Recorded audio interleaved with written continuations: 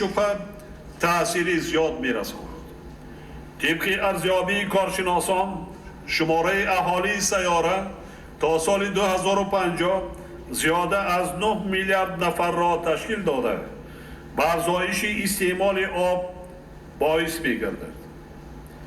انتظار می‌رود که بر اثر تأثیر تغییریابی اقلیم در دوره ذکر شده علاقه زیاده از 50% اهالی جهان با مشکلی نارسایی آب روبرو می‌گردد.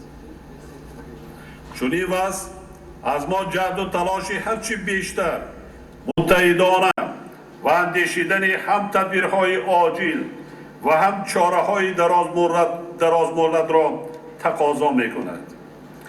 محض به همین مقصد در چارچوبه فارم هفتم عمومی جهانی آب من به جامعه جهانی تشبث نو تاجیکستان را ابراز نمودم و امروز بار دیگر میخواهم توجه شما را به این تشبث جلب کرده پیشنهاد نمایم که 10 ساله نوی بین المللی تحت شعار آب برای رشد استوار اعلان شود، زیرا آن به اندیشه ما باید وسیله مهمی مساعدت به تطبیق هدفهای رشد استوار مربوط به آب گردد.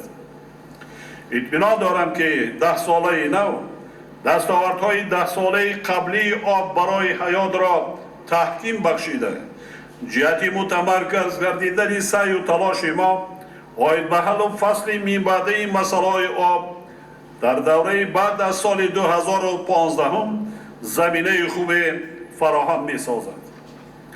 خانم ها و جنابان،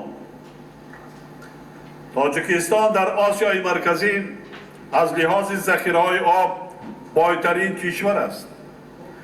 هر سال در قلمرو کشور 64 میلیارد متر مکعب آب تشکل می یابد که این تقریبا 60% حجم آب دریاهای منطقه را تشکیل می‌دهد.